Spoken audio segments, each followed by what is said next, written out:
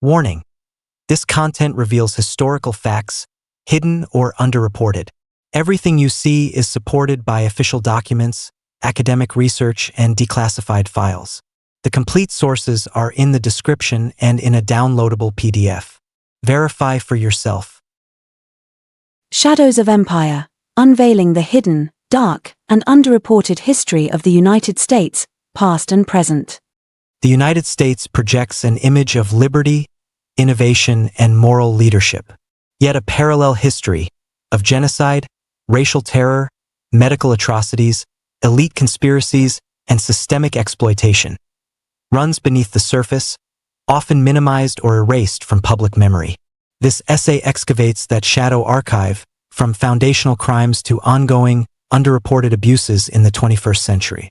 Drawing on declassified documents, investigative journalism, and scholarly research, it reveals not isolated aberrations but a structural continuum of power maintained through violence, deception, and impunity. Section 1: The Indigenous Holocaust, Systematic Genocide and Cultural Erasure. The arrival of Europeans triggered a demographic catastrophe for native peoples, reducing populations from an estimated 5 to 15 million in 1492 to under 250,000 by 1900, a 95% collapse driven by warfare, disease, and starvation policies. While the Trail of Tears, 1838 to 1839, is occasionally acknowledged, the California Genocide, 1846 to 1873, remains largely buried. Fueled by the gold rush, the state legislature authorized $1.5 million in bounties for native scalps and passed laws barring indigenous testimony in court. Militias and federal troops exterminated 120,000 to 150,000 California natives, dropping the population from 150,000 to 30,000. Governor Peter Burnett declared in 1851, "A war of extermination will continue to be waged until the Indian race becomes extinct." In 2019, Governor Gavin Newsom issued a formal apology acknowledging state-sponsored genocide. Other massacres include Sand Creek, 1864, where U.S. troops slaughtered 200 Cheyenne and Arapaho, mostly women and children, Wounded Knee, 1890, killing 300 Lakota, and the deliberate destruction of 60 million bison to starve Plains tribes. The 20th century shifted to cultural erasure. Over 400 federally funded boarding schools, 1819 to 1969, forcibly removed 100,000+ native children, subjecting them to abuse, disease, and death under the motto "Kill the Indian, Save the Man." Recent investigations have uncovered unmarked graves at these sites, with mortality rates estimated at 15 to 25%. From 1960 to 1976, the Indian Health Service sterilized up to 25% of native women of childbearing age, often without informed consent. Ongoing atrocity. As of 2025, the Missing and Murdered Indigenous Women (MMIW) crisis remains a national emergency. Over 5,700 cases were reported in 2016 alone, with the true number far higher due to jurisdictional chaos on reservations and police indifference. The federal government's Savannas Act, 2020, aimed to improve data collection, but implementation lags. Meanwhile, uranium mining on Navajo land continues to cause cancer clusters, with cleanup funds chronically underfunded. Section 2: Slavery's Reincarnation, Convict Leasing, Peonage, and Racial Massacres. The 13th Amendment, 1865, abolished slavery, except as a punishment for crime, creating a loophole exploited through convict leasing, 1865 to 1928. Southern states enacted black codes criminalizing vagrancy, loitering, or breaking employment contracts, arresting tens of thousands of freed black men. Leased to railroads, mines, and plantations, prisoners 90% black faced 40 to 50% annual mortality rates from overwork, disease, and torture. Alabama earned $17 million in $1,900 from this system, rebuilding its economy on Black Death. Debt peonage trapped sharecroppers in perpetual bondage via fraudulent accounting. The system persisted into the 1940s, with the Justice Department prosecuting cases as late as 1945. Racial massacres enforced white supremacy. The Red Summer of 1919 saw 25-plus pogroms kill hundreds of black citizens. The Tulsa Race Massacre, 1921, destroyed Black Wall Street, a thriving Greenwood district with 191 businesses, 23 churches, and a library. White mobs, deputized by police and aided by National Guard planes dropping incendiary devices, killed up to 300, displaced 10,000, and razed 35 square blocks. No perpetrators were prosecuted. Insurance claims were denied under riot clauses. Ongoing atrocity. Mass incarceration today functions as slavery's latest iteration. The U.S. imprisons 1.9 million people, 25% of the world's prisoners despite 4% of its population. Black men are incarcerated at 5.8 times the rate of white men. Private prisons, 8% of the total, profit from long sentences, while prison labor generates $11 billion annually for corporations like Walmart and McDonald's, paying inmates 13 to 52 cents per hour. The 13th Amendment exemption remains unchallenged. Section 3. Eugenics, state-sanctioned sterilization and the Supreme Court's blessing. Between 1907 and the 1970s, 32 states sterilized 60,000 to 70,000 people deemed unfit: the poor, disabled, minorities, and immigrants.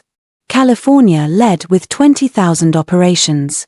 In Buck v. Bell, 1927, the Supreme Court upheld Virginia's law 8-1, with Justice Oliver Wendell Holmes writing, "3 generations of imbeciles are enough." Carrie Buck, sterilized at 21, was neither feeble-minded nor promiscuous. Her forced sterilization was a test case. Nazi Germany cited U.S. precedents at the Nuremberg trials. Ongoing atrocity. Coerced sterilizations continue in ICE detention centers. Between 2017 and 2021, whistleblower Dawn Wooten reported hysterectomies performed on Spanish-speaking women without consent at Irwin County Detention Center, Georgia. A 2020 Senate investigation confirmed a pattern of questionable gynecological surgical procedures. As of 2025, no federal official has been prosecuted. Section 4. State-sponsored medical atrocities. From Tuskegee to Guantanamo. The U.S. government has repeatedly used citizens as guinea pigs. Tuskegee Syphilis Study, 1932 to 1972, the U.S. Public Health Service withheld penicillin from 399 black men with syphilis, allowing 128 to die and infecting dozens of wives and children. MKUltra, 1953 to 1973, the CIA dosed thousands with LSD, subjected them to electroshock, sensory deprivation, and hypnosis. Frank Olson was murdered after threatening to expose the program. Radiation experiments, 1944 to 1974, the Atomic Energy Commission injected plutonium into 18 people without consent, fed radioactive oatmeal to institutionalized boys, and exposed prisoners and pregnant women to radiation. Ongoing atrocity. The CIA's Enhanced Interrogation Program, 2002 to 2009, rebranded under Trump in 2017 executive orders, continues in black sites. The Senate Intelligence Committee's 2014 report documented waterboarding, rectal feeding, and death by hypothermia. As of 2025, 26 men remain at Guantanamo without charge or trial. Force feeding during hunger strikes violates medical ethics. The Biden administration has quietly expanded CIA drone strikes in Somalia and Yemen, killing civilians with no accountability. Section 5. Elite Conspiracies and Corporate Violence. In 1933, Wall Street titans, including DuPont and J.P. Morgan interests, plotted a fascist coup against FDR, offering Marine General Smedley Butler $3 million to lead 500,000 veterans in a march on Washington. Butler exposed the business plot to Congress. The committee confirmed the conspiracy but prosecuted no one. The Ludlow Massacre, 1914, saw Rockefeller-hired guards machine gun striking Colorado miners, killing 21, including 11 children asphyxiated in a tent colony fire. Ongoing atrocity. The 2020s have seen unchecked corporate capture. The Supreme Court's Citizens United, 2010, and subsequent rulings allow unlimited dark money in politics, $16 billion in the 2024 cycle alone. Private equity firms now own 30% of U.S. hospitals, driving closures in rural areas. During the COVID-19 pandemic, the CDC withheld data on breakthrough infections to protect vaccine rollout optics, while pharmaceutical companies secured immunity from liability. Section 6. Environmental Racism and Climate Injustice. Cancer Alley, Louisiana, an 85-mile stretch between Baton Rouge and New Orleans, hosts 200-plus petrochemical plants. Predominantly black communities face cancer rates 50 times the national average from air toxins.